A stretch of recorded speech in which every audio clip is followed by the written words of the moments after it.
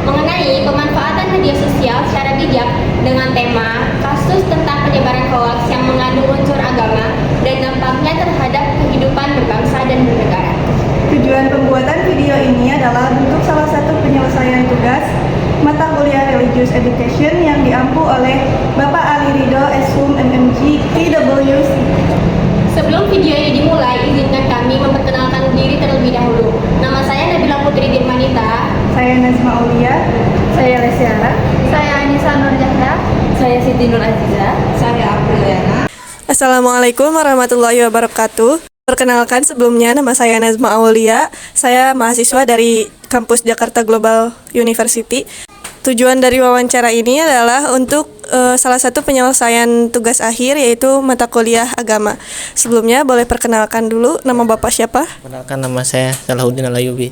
Baik Bapak Ayub, saya ingin bertanya terkait bagaimana cara Satpol PP untuk bekerja sama atau berkoordinasi dengan para penegak hukum untuk menghentikan penyebaran hoax. Koordinasi dengan pihak-pihak yang terkait yang ada di situ, kayak RT, RW, polisi, semuanya, ya agar cepat selesai masalah hoax yang di situ. Sekalian kita menyisir tempat yang ada pemberitaan hoaxnya di situ, ya agar kita bisa bekerja sama dengan yang lain, tetap kondusif satu sama yang lain.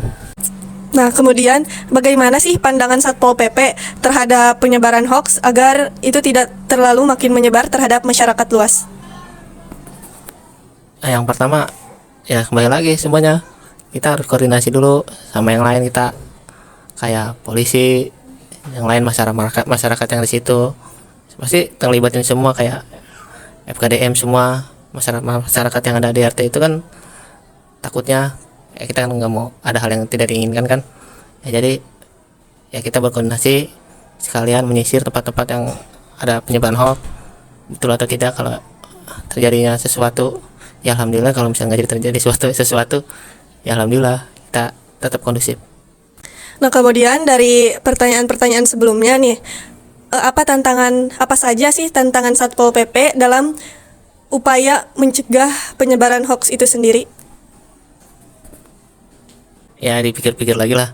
Kalau masalah tantangannya, ya sebelum bertindak kita harus berpikir, ya itu apa sih namanya, beritanya benar atau tidak. Ya kembali lagi, kalau misalnya ada berita-berita itu kan semuanya kan apa sih, harus ada kita berpartisipasi sama satu sama lain, kayak masyarakat RT RW-nya kita pasti dekat gitu. Jadi kita udah saling mengerti gitu kan. Kalau misalnya ada sesuatu yang tidak diinginkan, ya pasti RT udah, kalau nggak RW pasti udah dikasih tahu. Nah, itu, terima kasih. Maksud Bapak Ayub adalah Bapak akan mengumpulkan dulu semua orang, termasuk para pejabat-pejabat dan masyarakat dan tokoh agama, untuk membangun relasi dan menangani agar tidak terjadinya penyebaran hoax yang lebih luas.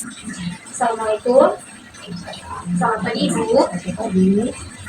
Jadi di sini kedatangan saya di sini untuk menanyakan tugas proyek yang dari kampus mengenai unsur agama dan dampaknya terhadap kehidupan.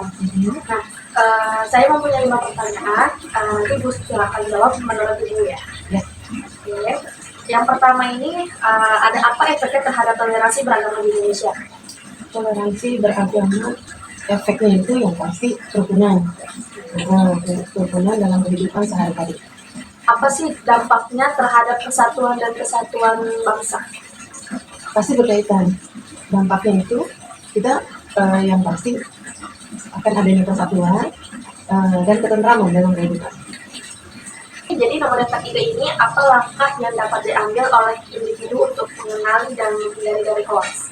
Nah, itu tadi, jadi masyarakat itu harus jauh lebih pintar. Jadi jangan pernah menerima berita-berita secara langsung sebelum dia mengenal dasarnya. Jadi selanjutnya, siapa pihak yang biasanya menjadi target dari hoax yang bernuansa agama ini? Yang pasti masyarakat ya, soalnya mereka langsung yang melihat dan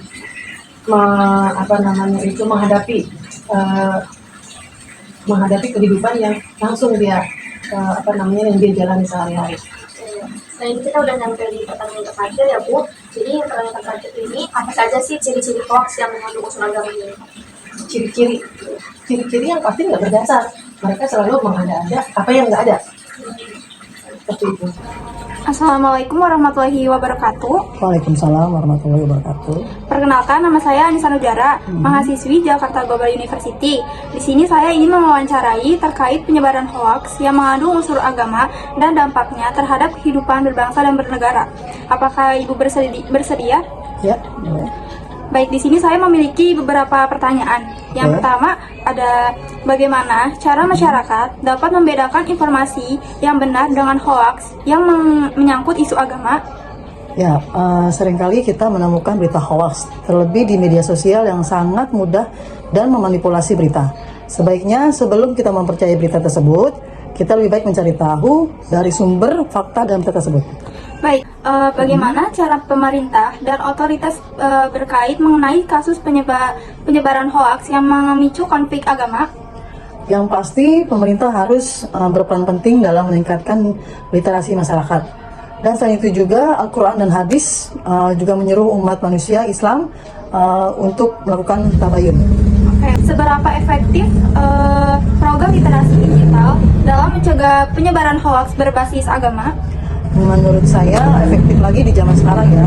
Banyak sekali orang-orang yang menyalahgunakan agama atau bisa disebut menjual agama di medsos ya. Dalam hal ini tentunya kita perlu berhati-hati dalam isu mengenai agama. Baik, apa langkah konkret yang dapat dilakukan oleh masyarakat untuk menjaga kehidupan berbangsa dan bernegara dari pengaruh negatif hoaks? Tentunya kita perlu periksa sumber informasi yang tepat ya. Ajarkan juga kepada keluarga, teman-teman tentang cara mengidentifikasikan hoaks dan berita, dan pentingnya itu berpikir kritis. Bagaimana hoaks bernuansa agama dapat menciptakan polarisasi di tengah masyarakat? Biasanya itu tandanya adanya perbedaan pendapat yang tajam ya di antara kelompok-kelompok politik, sehingga sulit untuk kita menghasilkan kesepakatan bersama. Assalamualaikum warahmatullahi wabarakatuh. Sebelumnya perkenalkan, nama saya Nazma Aulia. Boleh perkenalkan dulu nama kakak siapa? Nama saya Danisa Nur Fatwa. Nah, saya di sini ingin bertanya sedikit terkait masalah yang bersinggungan dengan agama dan hoax. Menurut kakak, mengapa isu yang berkaitan dengan agama sering dimanfaatkan dalam pemilihan seperti acara besar, yaitu seperti pemilu? Para tokoh agama di Indonesia lebih berperan aktif turun ke bawah seiring pelaksanaan pemilihan umum yang semakin dekat. Menteri Agama menilai isu-isu agama sangatlah potensial untuk dimanfaatkan demi kepentingan kelompok atau golongan tertentu. Penggunaan isu agama ini dinilai sangatlah rawan memicu konflik antar pendukung yang bisa berujung timbulnya perpecahan di tengah masyarakat. Kemudian saya juga ingin bertanya, apa peran pendidikan agama untuk mencegah penyebaran hoax dalam lingkungan sekitar? Upaya pencegahan paham radikalisme di kalangan generasi muda. Paham radikal bukan saja bisa mengancam kehidupan berbangsa dan bernegara, tapi juga bisa merusak kehidupan rumah tangga dan masa depan pemuda-pemudi ya. Apalagi penyebaran paham radikalisme saat ini sangat marak disebarkan melalui media sosial dengan sasarannya adalah anak-anak muda. Baik, kemudian dari pertanyaan tersebut saya juga ingin menanyakan bagaimana cara masyarakat agar tidak terpengaruh oleh berita hoax. Akhir-akhir ini di dunia maya banyak dimunculkan informasi dan berita palsu atau kita lebih dikenal sebagai istilah hoax oleh sejumlah oknum yang tidak bertanggung jawab. Jika tidak ada kehati-hatian, kita sebagai masyarakat mudah termakan tipuan hoax tersebut, bahkan ikut menyebarkan informasi palsu itu. Tentunya akan sangat merugikan bagi pihak korban fitnah. Berita hoax seringkali menggunakan judul sensasional yang provokatif, misalnya dengan langsung menudingkan jari ke pihak tertentu. Dan yang terakhir adalah cek keaslian dari foto ya. Di era teknologi digital saat ini bukan hanya konten berupa teks yang bisa dimanipulasi, melainkan juga konten lain berupa foto atau video. Ada kalanya pembuat berita palsu juga mengedit foto untuk memprovokasi pembaca. Dapat saya simpulkan bahwa maksud kakaknya adalah jadi kita harus dapat memilah dan memilih antara berita yang benar dan yang palsu agar kita tidak terbawa arus dan tidak termakan oleh berita-berita palsu yang bermunculan di tahun sekarang. Semoga berita yang disampaikan bermanfaat. Amin. Assalamualaikum warahmatullahi wabarakatuh. Halo semuanya, perkenalkan nama saya Siti Nur Aziza. Saya dari jurusan Manajemen semester 1. Di sini saya akan melakukan wawancara mengenai topik pemanfaatan media sosial secara bijak dengan kasus penyebaran berita hoax yang saat ini sedang terjadi. Nah, di sini saya akan melakukan wawancara bersama Kakak Emalie Laras Ninjatami atau yang sehari-harinya dapat dipanggil dengan Kak Elin ya. Oke Kak, di sini aku mau menanyakan beberapa hal sama Kak Elin nih mengenai penyebaran berita hoax yang lagi marak-maraknya terjadi. Nah, kita langsung masuk ke pertanyaan aja nih ya Kak. Untuk pertanyaan pertama, menurut Kakak sendiri nih, bagaimana dampak yang akan terjadi hubungan antara masyarakat dan pemerintah dengan adanya penyebaran berita hoax ini? Nah, tentunya itu dampaknya itu antara hubungan masyarakat dengan pemerintah sendiri. Sebagai saya sendiri sebagai masyarakat, tentunya lebih kurang percaya lagi dengan pemerintah karena pemerintah sendiri pun aja kurang mencegah dengan adanya penyebaran hoax ini. Iya betul banget nih teman-teman. Hubungan antara masyarakat dan pemerintah ini tentunya harus terjalin dengan baik ya. Apalagi pemerintah mempunyai peran yang sangat penting untuk penyebaran berita hoax ini. Jadi sebagai masyarakat kita juga membutuhkan peran pemerintah untuk kasus ini. Nah, kita langsung masuk ke pertanyaan kedua ya Kak. Menurut Kakak sendiri nih, bagaimana hal-hal penyebaran berita hoax ini bisa mempengaruhi reputasi Indonesia di mata dunia?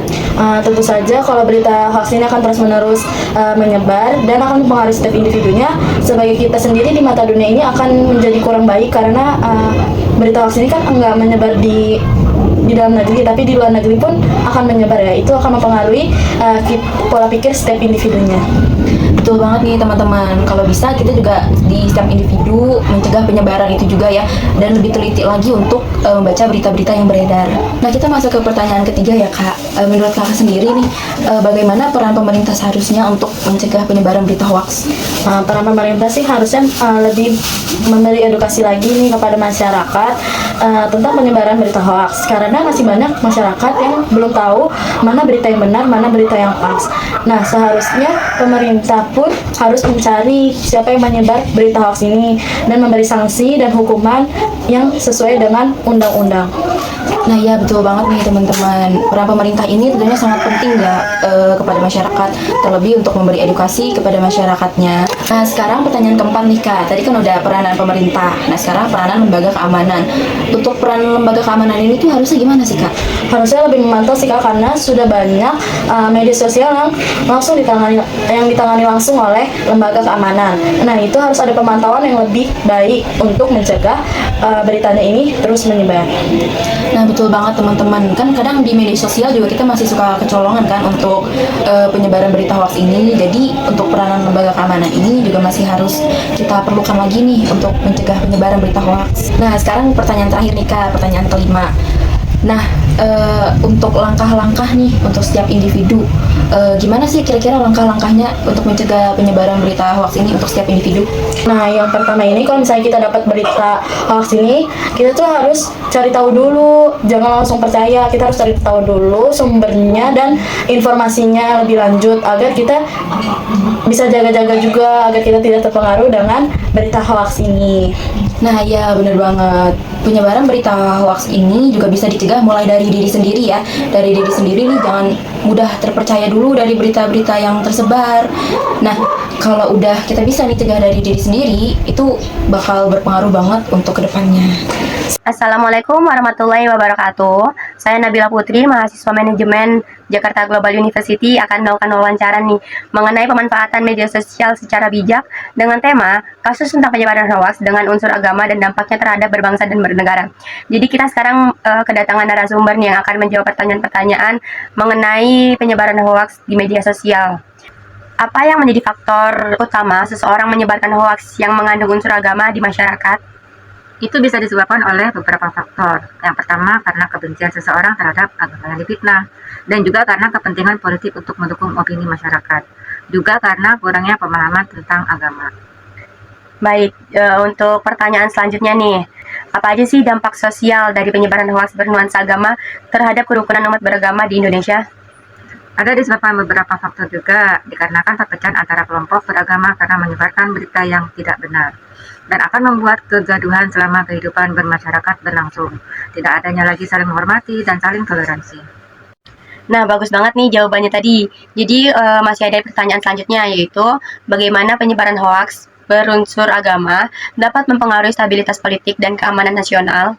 Itu dikarenakan penyebaran hoaks beragama maka akan menjadikan provokasi akibat ketegangan politik. Dan lama-kelamaan akibat kerusuhan dan saling tidak menghargai tersebut akan memicu kekerasan dan pertengkaran, akibatnya akan menurunkan kepercayaan masyarakat terhadap negara dan tidak ada juga kedamaian. Baik, selanjutnya, bagaimana sih hoaks ini mempengaruhi kepercayaan masyarakat terhadap institusi keagamaan? Sekarang cukup banyak sih, tetapi yang umumnya yaitu memanfaatkan isu keyakinan agar masyarakat tidak terjadi perpecahan. Assalamualaikum warahmatullahi wabarakatuh. Perkenalkan, nama saya Apriliana, mahasiswa Jakarta Global University. Kali ini saya akan mewawancarai salah satu masyarakat umum yang bernama Ibu Sri Murti. Oke, di sini saya akan menanyakan apa sih dampak psikologis yang dirasakan individu ataupun kelompok tentang hoaks bernuansa agama? Ya, hoaks bernuansa agama bisa menimbulkan dampak psikologis yang cukup serius. Seperti korban sering merasa cemas dan takut karena informasi palsu yang mereka terima. Dan mereka mungkin khawatir akan keselamatan diri atau kelompoknya. Dan hoaks bisa memicu perasaan marah dan kebencian terhadap kelompok lain atau individu tertentu. Oke, pertanyaan selanjutnya, apa sih peran media sosial dalam penyebaran hoaks bernuansa agama? Ya. Media sosial bikin hoaks cepat menyebar karena informasi di sana sering langsung diterima tanpa dicek kebenarannya. Konten provokatif sering muncul lebih banyak di media sosial. Masalahnya banyak pengguna juga kurang paham cara mengenali hoaks. Oke, pertanyaan selanjutnya, apa sih pengaruh hoaks pada hubungan antar umat beragama? Ya, hoaks bisa menimbulkan ketegangan antara agama dan pastinya hoaks memperburuk hubungan antar kelompok dan menciptakan perpecahan. Oke, pertanyaan selanjutnya, apa sih pengaruh hoaks pada keputusan politik dan kebijakan pemerintahan? Oh iya. Nah, untuk ini hoaks bisa membuat pemerintah tertekan dan mengambil keputusan yang kurang tepat. Dan biasanya hoaks sering digunakan untuk menjatuhkan lawan politik atau memanipulasi pemilu. Pertanyaan selanjutnya, apa sih peran media massa untuk mengurangi dampak hoaks? Ya. Pesan media massa bisa membantu meluruskan informasi dengan fakta. Mereka bisa mengedukasi masyarakat cara mengenali hoaks. Media juga dapat bekerja sama dengan pemerintah untuk menyebarkan informasi yang benar. Sekian dari kelompok kami, kurang lebihnya mohon maaf. Wassalamualaikum.